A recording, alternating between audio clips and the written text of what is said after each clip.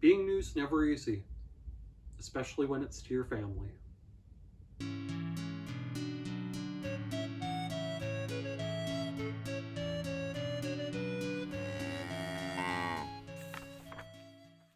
Hi everyone, I'm Jacob, I'm the Cowhat Librarian, and I'm here tonight to talk about Finally Seen by the very talented Kelly Yang. And this one's a new one from, you guessed it, my local public library. Lena is 10 years old. She lives with her grandma in China, and more than anything, she misses her family. Her mom, her dad, and her younger sister all live in the United States and have lived there for some time. And despite talking with her grandma, she can't figure out why she's still in China instead of with her family. And it's sad. It sounds like they have great lives in America, and she'd just like to be a part of it. And instead she's in China. Lena loves her grandma and she helps her quite a bit, but she wants to be with her family. When Lena's grandma is starting to get into poor health and is going to have to move into some kind of nursing home though, it's time for Lena to join her family in the United States. And she travels there and they meet her. And she's thrilled to be reunited with them, but it doesn't feel like she's part of the family to start with. Her mom and dad and sister all speak much better English than she does. She's not up to date on things like TikTok. Her sister is an aspiring TikTok creator who has a grand total of 15 followers. Her dad and her sister have a secret handshake that they do together that starts with high fives and carries on from there. And the place they live is nothing like what they described in their letters and emails and phone calls. It's a teeny tiny apartment, and instead of working at the fancy jobs that she thought they had, her dad works for an organic farmer, and her mom works at home and is trying to create and sell bath bombs on Etsy. As it turned out, the first wave of shutdowns and restrictions from COVID hit their family hard, and her mom lost her job, her dad lost his job at a university due to a commotion with a faculty member who he was working with, and they've been working for much less money as a result. To make things worse, they fell behind on rent during the lockdown, and there were programs in place to help freeze rent and make it so they didn't have to pay it back right away. But that money is coming due and they have to make money fast. So Lena drops into the middle of all of this. She's registered at her new school, but it's hard because she doesn't speak English very well and has a hard time talking with people. She's paired up with a boy in her class who claims to speak some Chinese and that he can help translate, but in fact he's mostly familiar with Chinese food, not actual daily conversational Chinese.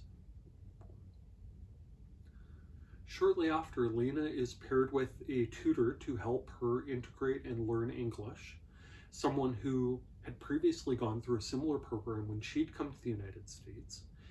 And Lena quickly makes friends with her school librarian, who recommends a few stories to her, including a graphic novel about an immigrant girl whose family operates a junk store. And Lena is drawn to the story and absolutely loves it and tells other people about it. And when there's an opportunity for it to be a focus of their book discussions in their classroom, she suggests it as a possibility because she's enjoyed it so much. In the meantime, she's also helping her mom and her sister try to figure out ways to make better bath bombs and to market them better. She and her sister collaborate on a logo for the product. Lena suggests painting them, and she learns that a type of mica can be painted on them that will not stain bathtubs. And so they get into the decorative bath bomb business, and they find ways to embed toys in the bath bombs. But each step forward has a step back as well. They accidentally mix something in that they shouldn't have and have to destroy the bath bombs. They have an instant where they need a ton more materials to fill a big order, but their family's broke. Lena's mom asks the farmer who Lena's dad works for an advance on his salary so they can buy the supplies, so they can make the bath bombs and sell them and make the money and then some. And he's not very nice about it, not very accommodating at all. He's working Lena's dad to the bone and supposedly is helping him apply for his green card, but they haven't seen any progress in all the time they've been there. And things just keep going from there. Ultimately, Lena's book is selected as one for this book reading and such, but then it gets hit with a challenge by a parent of another teacher who calls it divisive, which is shades of things happening lately in libraries across the United States. At any rate, I liked it quite a bit. If you liked books like Ban This Book by Alan Gratz or Attack of the Black Rectangles, I think you'll get a lot out of this. If you liked things like New Kid by Jerry Craft, you'd probably like this. Or possibly, although it's not quite the same, American Born Chinese by Jean Lun Yang, you might get a kick out of this. And yeah, I recommend it. Go borrow it from your local public library. It's good. Now, with that said, it is not perfect. There are spoilers ahead, and I have to talk about the deal breaker.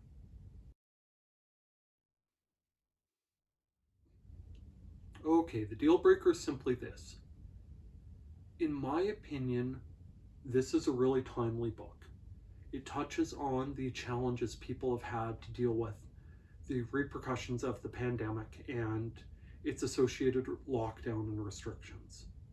It touches on issues of censorship and book banning that are happening widely right now. So it's a very timely book. I don't know how well it's going to hold up in the long term. A lot of the stuff I read that I like to recommend is fairly timeless. Stuff that doesn't rely too much on current popular culture, doesn't rely on you knowing a particular thing that happened recently as context for this. Stuff like Andrew Clement's Frindle will never go out of date because there's nothing tying it to a specific era. There's no references to particular social media platforms, TikTok, to particular recently published books that are being banned, Jerry Craft stuff, to the repercussions of COVID and the restrictions. It just feels like in 5 years, this book could be horrendously out of date, and it would require an adult who lived through some of this stuff to provide the necessary context to children reading it to understand what's going on. And while it made the book very timely and very relevant right now, I kind of wonder if Yang would have been better served by leaving things a little vaguer. Just that there was a rent deferral program that they had to pay back, that her sister is on social media and has 15 followers. If Yang had made a few vaguer references like that, this book's messages would resound for longer, in my opinion. Still, it was great. I really loved Lena's mom. She was incredibly supportive. She was trying the new business thing. She was previously an Imagineer for theme parks in China. So she's this incredibly talented, driven person, but they also made her, realistically scared of the process of applying for certain things because she didn't have a green card. And her determination to get the money out of her husband's boss, the organic farmer, to help them continue on with their bath bomb business was inspiring. The fact that she did some research and found that local Asian markets would happily buy his produce even though he couldn't get it certified as organic, that she found a way to get ongoing contracts for it. She is just a force. She was an incredible character.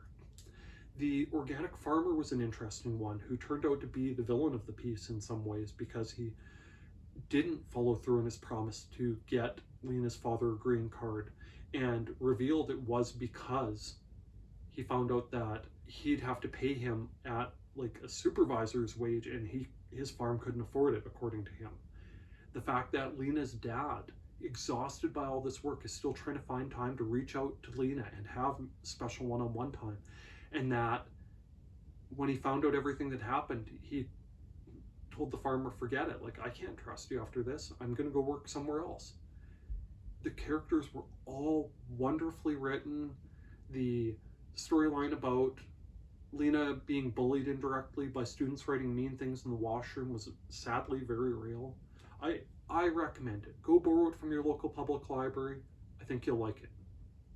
On that note, if you use and appreciate the services offered by your public library, why not take just a minute and tell the powers that be exactly that? Tell your mayor, tell your councillors, tell your MP or MLA that you use and support public libraries. We're at a time where some libraries are having trouble finding sustainable funding to keep improving the materials and services and programs they offer. And a few good words in the right ears might make a world of difference. If by some chance you are a library staff member watching this, don't forget that watching my videos counts as professional development time. With that, thank you for listening to me talk at endless length about a book about a newcomer. By all means, please like, please subscribe, and please check back and see what else I have to talk about from the Cowhat Library. Thank you. Bye now.